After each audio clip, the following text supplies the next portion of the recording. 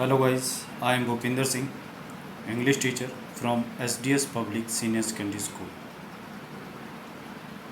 In this video, I am going to teach you the sixth lesson of your English reader, First Flight. The name of the chapter is The 100 Dresses Second. Actually, we have discussed first part of this lesson in last video, and in this video we shall discuss second part.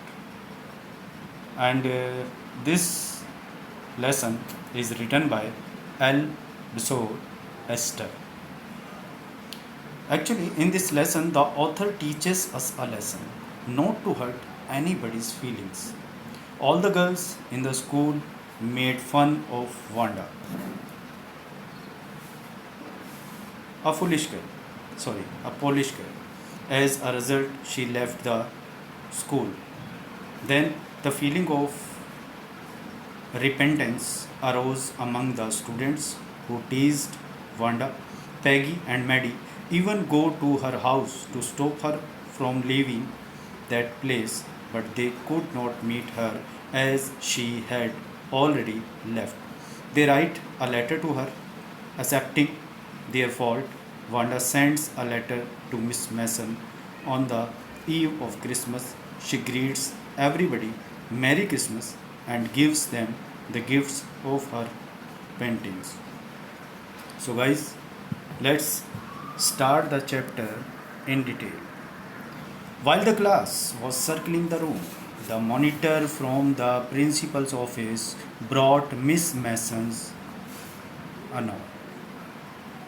जब सारी कक्षा कमरे में घूम रही थी, monitor प्राचार्य की कार्यालय से सुश्री मैसन के लिए एक संदेश लेकर आया. Miss Mason read it several times and studied it thoughtfully for a while. Then she clapped her hands. सुश्री मैसन ने इसे कई बार पढ़ा और कुछ क्षण के लिए इस पर विचार किया. तब उसने एक ताली बजाई. Attention class, everyone back to their seat. ध्यान दीजिए, सभी अपनी जगह पर बैठ जाएं. When the shuffling of feet had stopped and the room was still and quiet, Miss Mason said, I have a letter from Wanda's father that I want to read to you. जब पैरों की चहलकदमी समाप्त हो गई और कक्ष शांत और स्थिर हो गया, तब मिस मैसन ने कहा, मेरे पास वांडा के पिता का एक पत्र है और मैं इसे तुम्हारे लिए पढ़ना चाहती हूँ. Miss Mason stood there a moment and the silence in the room grew tense and expectant. Miss Mason वहाँ एक क्षण के लिए खड़ी हो गई और कमरे की चुप्पी तनावपूर्ण हो गई. The teacher adjusted her glasses slowly and deliberately. अध्यापिका ने अपना चश्मा धीरे से और गरिमापूर्ण ढंग से व्यवस्थित किया. Her manner indicated that what was coming, this letter from Wanda's father, was a matter of great importance. उसका यह व्यवहार दर्शा रहा था कि ये पत्र जो कि वांडा के पिता की तरफ से आया था एक बहुत महत्वपूर्ण मामला था. Everybody listened closely as Miss Mason read the brief note. प्रत्येक ने उसे ध्यान से सुना जब मैसन ने उस पत्र को पढ़ा. Dear teacher, my Wanda will not come to your school anymore. Jake also. Now we move away to big city. No more holler Pollock. No more ask why funny name. Plenty of funny name in the big city. Yours truly, Jen पेट्रॉन्स्की. प्रिय अध्यापिका, मेरी Wanda अब school में नहीं आएगी और ना ही Jack आएगा. अब हम एक बड़े शहर की ओर जा रहे हैं. अब और अधिक मजाक नहीं. अब ज़्यादा ये ना पूछें कि ये मजाकिया नाम क्यों हैं. बड़े शहर में अनेक मजाकिया नाम होते हैं. योर्स ट्रूली, बहुदिए जेन Petronski. A deep silence met the reading of this letter. इस पत्र को पढ़ते ही गहरी शांति छा गई। Miss Mason took off her glasses. Miss Mason ने अपना चश्मा उतारा, blew on them and wiped them on her soft white handkerchief. उन पर फूंक मारी और उन्हें अपने नरम सफ़ेद रुमाल से पोंछा। Then she put them on again and looked at the class. तब उसने फिर उन्हें पहना और कक्षा की तरफ देखा। When she spoke, her voice was very low. जब वह बोली तो उसकी आवाज़ बहुत धीमी थी। I am sure that none of the boys and girls in room 13 would purposely and deliberately hurt anyone's feelings because his or her name happened to be a long, unfamiliar one. मुझे विश्वास है कि कमरा संख्या 13 कि किसी भी लड़के या लड़की ने जानबूझकर और गर्व से किसी की भावनाओं को ठेस नहीं पहुंचाई होगी, क्योंकि उसका बहुत लंबा नाम और अजीब सा दिखाई देने वाला नाम है। I prefer to think that what was said in thoughtlessness. मैं ये सोचती हूँ कि जो कुछ कहा गया था बिना सोचे समझे कहा गया। I know that all of you feel the way I do. मैं जानती हूँ कि तुम सब मेरी तरह ही महसूस करते होंगे। That this is a very unfortunate thing to have happened.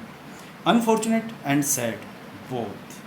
कि जो कुछ हुआ वह बहुत दुर्भाग्यपूर्ण था और दुखी करने वाला था, दोनों ही। And I want you all to think about it. और मैं चाहती हूँ कि तुम सब इसके बारे में सोचो। The first period was a study period. पहला पीरियड, पहली घंटी पढ़ाई की थी। Maddie tried to prepare her lessons. Maddie अपने पाठ तैयार करने का प्रयास कर रही थी, but she could not put her mind on her work. किंतु वह अपने कार्य में मन नहीं लगा पा रही थी। She had a very sick feeling in the bottom of her stomach.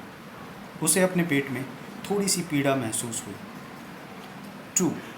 She had not enjoyed listening to Peggy ask Wanda how many dresses she had in her closet, but she had said nothing.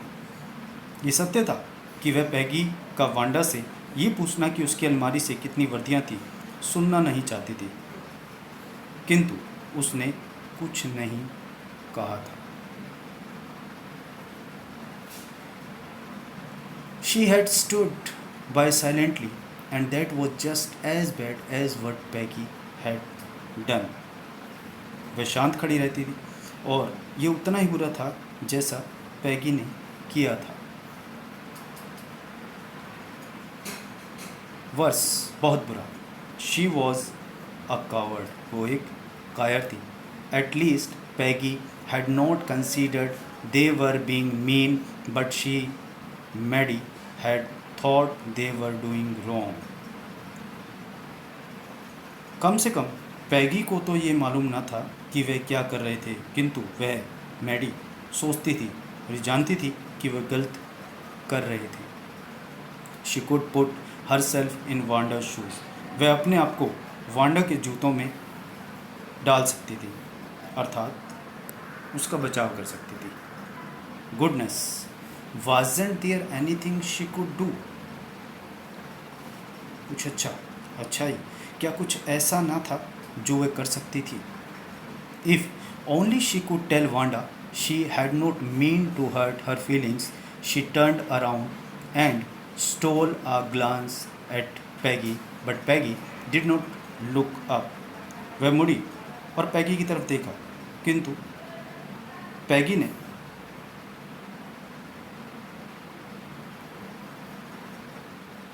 ऊपर नहीं देखा।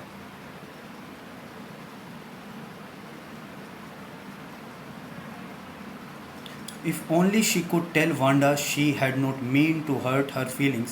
She turned around and stole a glance at Peggy, but Peggy did not look up.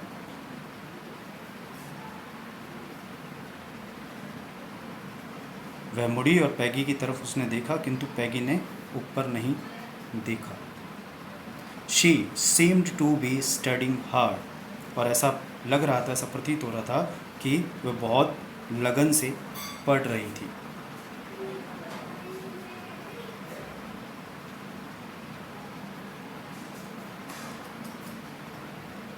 Well, whether Peggy felt badly और not, ठीक है कि पैगी बुरा मानेगी या नहीं,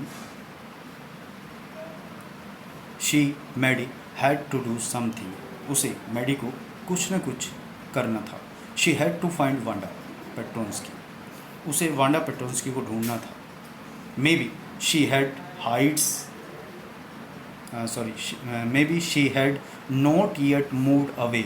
Maybe Peggy would climb the heights with her and they would tell Wanda she had won the contest. शायद अभी तक वह ज़्यादा दूर न गई हो, शायद पैगी उसके साथ हाइट्स तक जाए और वह वांडा को बताएंगी कि उसने प्रतियोगिता जीत ली है। That they thought she was smart and the 100 dresses were beautiful. यह कि वे सोचते हैं कि वह सुंदर है और उसकी 100 वर्दियाँ भी सुंदर हैं।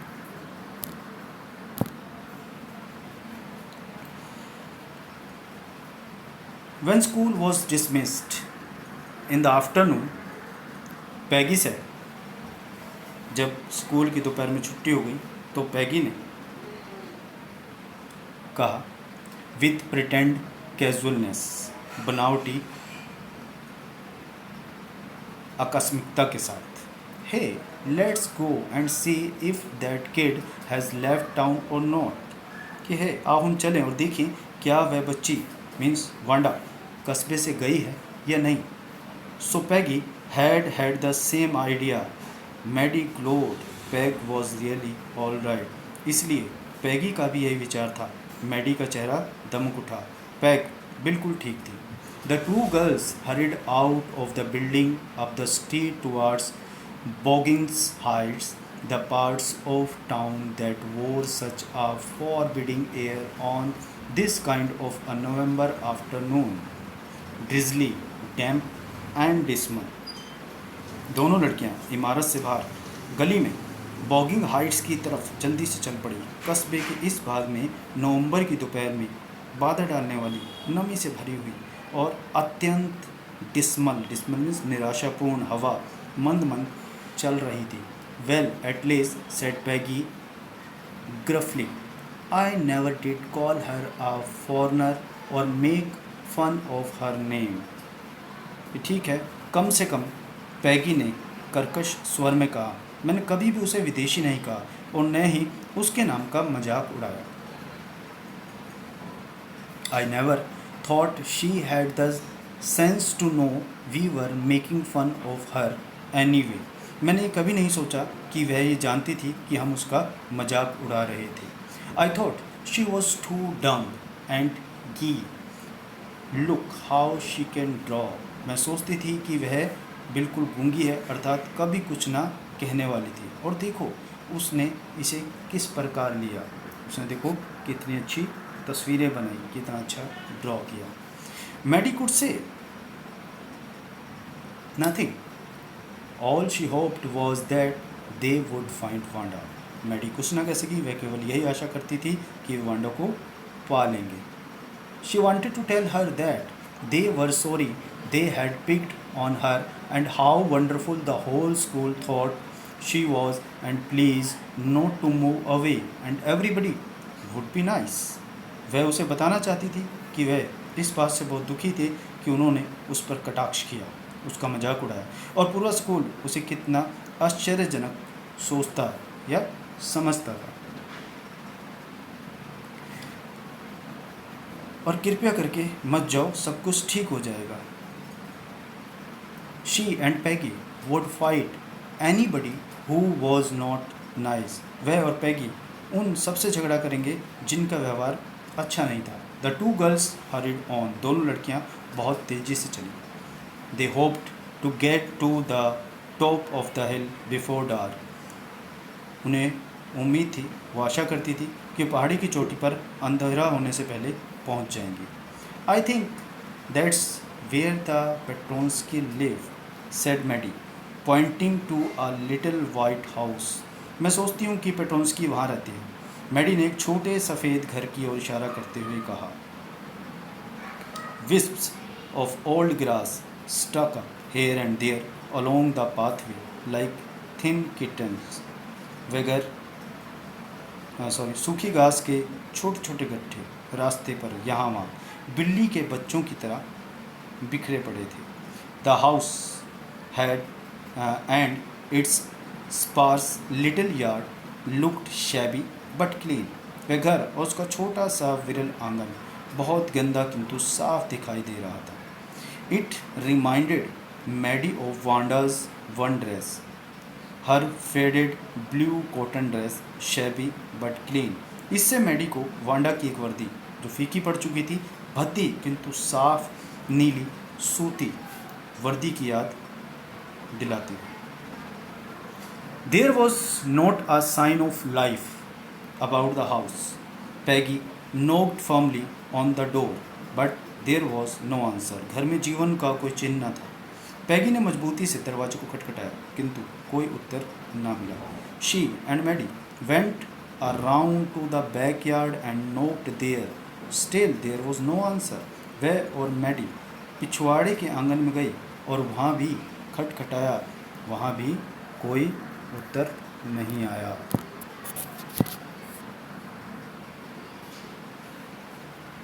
There was no doubt about it. The Petronsky were gone. How could they ever make amends? अब इसके बारे में कोई संदेह नहीं था. पेट्रोन्स्की जा चुके थे. वे किस प्रकार पश्चाताप कर सकते थे. They turned slowly and made their way back down the hill. वे धीरे से मुड़े और पहाड़ी से नीचे की ओर अपने मार्ग पर वापस चल दिए. Well, anyway, said Peggy, she has gone now, so what can we do? ठीक है, कोई बात नहीं, पैगी ने कहा. वे अब जा चुकी है, तो अब हम क्या कर सकते हैं. Besides, when I was asking her about, इसके अलावा जब मैं उसकी सारी asking her about all her dresses, she probably was getting good ideas for her drawings. जब मैं उसकी सारी वर्दियों के बारे में पूछ रही थी, वह शायद अपनी ड्राइंग्स के, अपनी पेंटिंग्स, अपनी चित्रकला के लिए अच्छे विचार प्राप्त कर रही थी. She might not even have won the contest otherwise अन्यथा वह प्रतियोगिता नहीं जीत सकती थी. Maddie turned this idea carefully over in her head. Maddie ने सावधानी से इस विचार को अपने मन में बिठा लिया. For if there were anything in it, she would not have to feel so badly. क्योंकि इसमें ऐसा कुछ नहीं था जिससे वे बुरा महसूस करती. But that night she could not get to sleep. किंतु उस रात को वह सो नहीं पाई. She thought about Wanda and her faded blue dress and the little house she had lived in. उसने वांडा और उसकी रंग विहीन वर्दी और वह छोटा सा घर जिसमें वो रहती थी के बारे में सोचा. And she thought of the growing picture those 100 dresses made. और उसने उन दमकती तस्वीरों के बारे में, उन 100 वर्दियों के बारे में सोचा जो कक्षा में एक पंक्ति में लगी हुई थी. All lined up in the classroom. कक्षा में एक पंक्ति में. At last, Maddie sat up in bed and pressed her forehead tight in her hands and really thought. अंत में मैडी बिस्तर पर बैठ गई और अपना माथा सख्ती से अपने हाथों में पकड़ लिया और वास्तव में सोचने लगी. This was the hardest thinking she had ever done. इतना ज़्यादा उसने पहले कभी नहीं सोचा था. After long time, she reached an important conclusion. और बहुत लंबे समय के पश्चात वह एक महत्वपूर्ण निर्णय पर पहुंची. She was never going to stand by and say nothing again. वह अब कभी भी चुप नहीं रहेगी और न ही कुछ दोबारा करने जा रही थी. If she ever heard anybody picking on someone because they were funny looking or because they had strange names, she would speak up. यदि वे किसी को भी किसी के साथ बुरा बर्ताव करते देखते, क्योंकि वे मजाकिया दिखाई देते थे, क्योंकि उनके नाम बड़े अजीब थे, तो वे ज़रूर उनके खिलाफ आवाज़ उठाएगी, even if it meant losing Peggy's friendship, चाहे इसका परिणाम पैगी से मित्रता समाप्त करना ही क्यों ना हो। She had no way of making things right with Wanda. ऐसा कोई रास्ता नहीं था जिससे वे वांडा के साथ फिर से सारी चीज़ों को ठीक कर सके। But from now on she would never make anybody else that unhappy again. किंतु अब वह किसी को भी दोबारा अप्रसन्न नहीं होने देगी। On Saturday Maddy spent the afternoon with Peggy. They were writing a letter to Wanda Petronsky. शनिवार को मैडी ने अपनी दोपहर पैगी के साथ बिताई। वे वांडा पेट्रोन्स्की को एक पत्र लिख रही थी।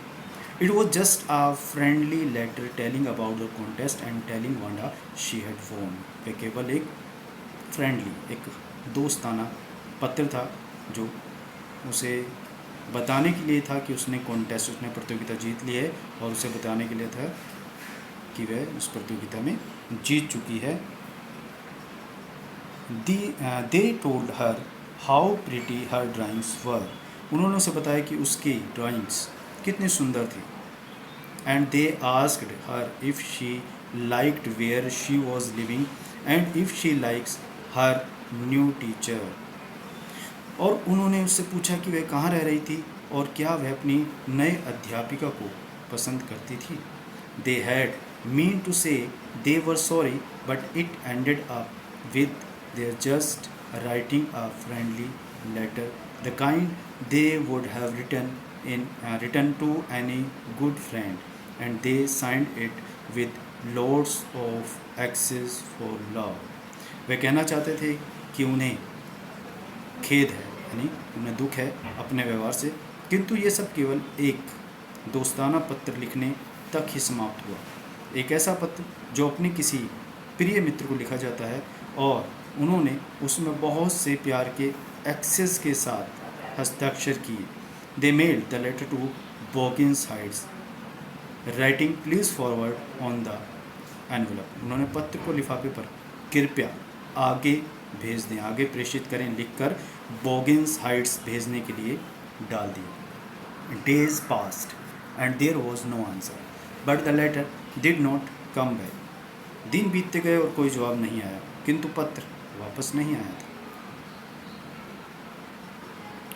सो may be Wanda had received it. इसलिए हो सकता था कि वांडा को मिल चुका था।